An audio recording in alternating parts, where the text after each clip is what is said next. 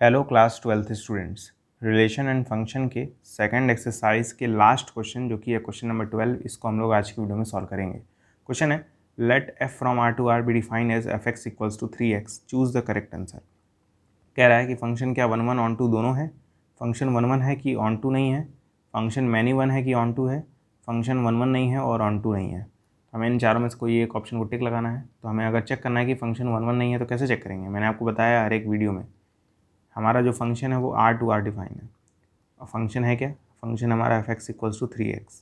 हमें चेक करना है कि ये 1 1 है कि नहीं है। F is 1 1। कैसे चेक करते हैं कि एफ एक्स वन को एफ एक्स टू के इक्वल मान लेते हैं। एफ एक्स वन की वैल्यू 3x1 हो जाएगी, एफ एक्स टू की वैल्यू 3x2 हो जाएगी, क्योंकि जो हमारा फंक्शन था वो तो 3x था। तो एफ एक्स वन की वैल्यू 3x1 हो जाएगी और एफ एक्स टू की वैल्यू 3x2 हो जाएगी। वही मैंने लिख दिया। 3 से 3 कैंसिल हो जाएगा, 3 से 3 कैंसिल, तो x1 बराबर x2 मिलेगा। और अगर x1 बराबर x2 है इसका मतलब f इज़ 1 1। ठीक है, तो अगर ये मानने के बाद x1 बराबर x2 आ गया, इसका मतलब फंक्शन 1 1 होता है। ठीक है, तो फंक्शन 1 1 है। अब चेक करते हैं ऑन टू होगा कि नहीं होगा। ठीक है, तो सेकंड वाले में देखेंगे कि f इज़ ऑन टू और नॉट, ऑन टू है कि नहीं है, ऑन टू और नॉट। ठीक है, अब देखिएगा जो हमारा फंक्शन है वो 3x है और ऑन टू दिखाने का तरीका होता है कि रेंज और कोडोमेन को आपस में इक्वल दिखा दीजिए। रेंज और कोडोमेन अगर आपस में इक्वल हैं तो फंक्शन ऑन टू होगा। ठीक है, देखिएगा बहुत ध्यान से, बहुत ही ध्यान से। कोडोमेन जो होता है वो सेकंड वाला सेट होता है। तो ऐसा मैं कह सकता हूँ कोडोमेन हमें निकालने की जरूरत नहीं है, वो दिया हुआ है। कोडोमेन जो है वो आर है। रेंज निकालना पड़ेगा। ठीक है, रेंज कैसे निकालते हैं, कई सारे मेथड्स हैं। मैं हर एक वीडियो में अलग अलग मेथड बताते रहता हूँ। एफ एक्स की जगह वाई मान लीजिए, वाई इक्वल्स टू 3x हो जाएगा।